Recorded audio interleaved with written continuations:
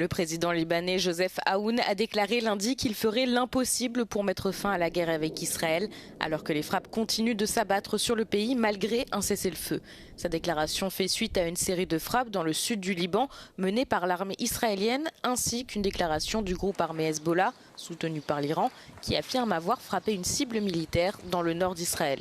Le ministère libanais de la Santé a déclaré dimanche soir que 7 personnes avaient été tuées lors des frappes israéliennes de la journée, dont 2 enfants. Bien qu'un cessez-le-feu ait été annoncé le 17 avril et prolongé de 45 jours la semaine dernière, à la suite de pourparlers menés par les États-Unis, il n'a pas réussi à mettre fin aux violences entre Israël et le Hezbollah, qui ont continué à lancer des frappes tout en s'accusant mutuellement de violer l'accord. Israël a également continué à procéder à des démolitions et à émettre des ordres d'évacuation dans la zone dite de la ligne jaune, une bande du sud du Liban que les forces israéliennes ont envahie et occupée, bien que les responsables aient affirmé qu'Israël n'avait aucune ambition territoriale dans cette région. Lundi, le ministère libanais de la Santé a déclaré que le bilan des frappes israéliennes depuis le début de la guerre s'élevait à 3020 morts, dont 211 personnes âgées de 18 ans ou moins et 116 professionnels de la santé.